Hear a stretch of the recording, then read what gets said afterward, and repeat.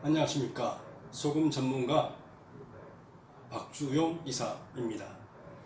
오늘은 여러분들과 함께 소금인간이라는 주제를 가지고 이야기를 해보도록 하겠습니다.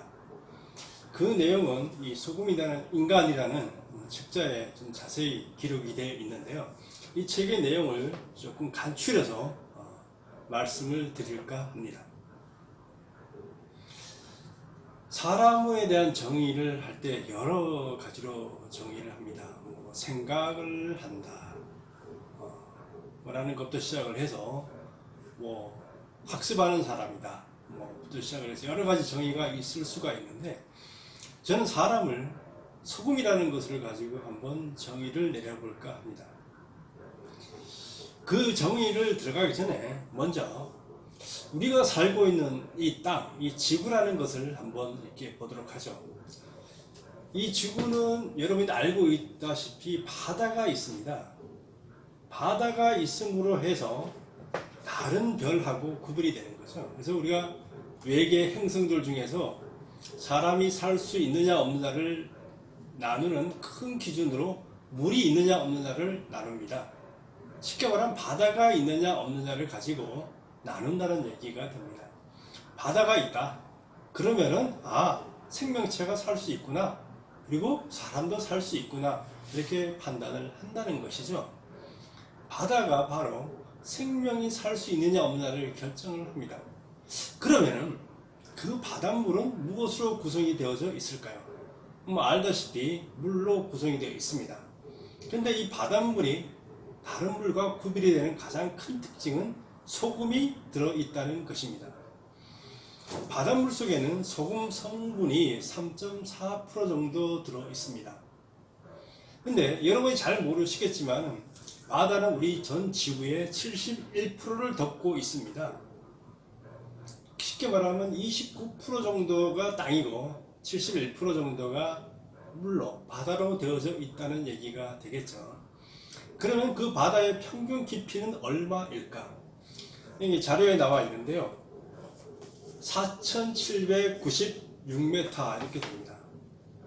4,796, 4,800m 정도의 깊이가 평균 깊이라는 거죠. 그러면 여기다가 3.4%를 곱하게 되면 얼마가 되느냐?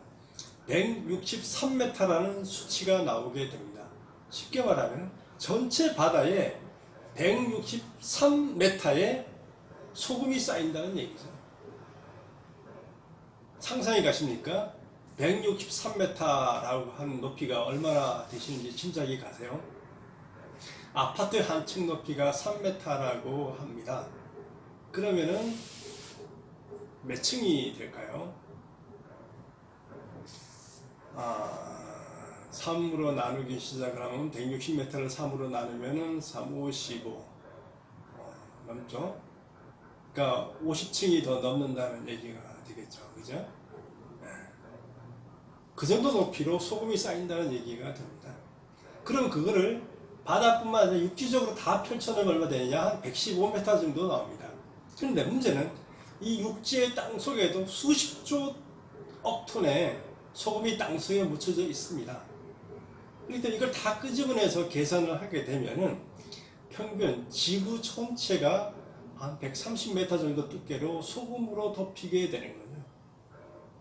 쉽게 말하면 소금으로 덮여져 있는 땅이 바로 지구라는 것이 됩니다. 그 속에서 우리 인간이 살고 있죠.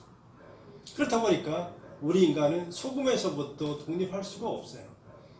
소금으로부터 생명을 얻고 소금으로부터 생명이 유지되는 어떤 자원도 얻고 소금이 있어서 생명이 유지가 되는 겁니다. 쉽게 말하면 소금 없이 생명을 논할 수가 없다는 얘기죠. 우리가 먹는 물, 음식, 우리가 태어날 때 엄마의 양수, 우리 피 속 모든 곳에 다 소금이라는 게 들어있습니다. 그래서 그 소금이 어떻게 들어와 있느냐, 얼마만큼 들어와 있느냐, 잘 돌아가느냐, 이런 것들이 바로 우리의 건강을 결정하고 우리 인생을 결정을 합니다. 그렇기 때문에 우리는 바로 소금 인간이라고 할 수가 있는 것입니다. 그렇기 때문에 우리가 소금을 제대로 알아야지만 건강하게 살아갈 수가 있습니다. 지금부터라도 소금에 대한 공부, 해보시는 건 어떨까요? 그 과정에 제가 쓴 이 소금인간이라는 책이 아마 좀 도움이 되지 않을까 생각이 됩니다. 이 책은 뭐 비매품입니다. 저희들 소금 구입하고 연락을 하시면 보내드릴 수가 있습니다. 어떻게 좀 도움이 되셨는지 모르겠습니다. 다음에는 또 다른 재미있는 소금 이야기를 가지고 찾아뵙도록 하겠습니다. 감사합니다.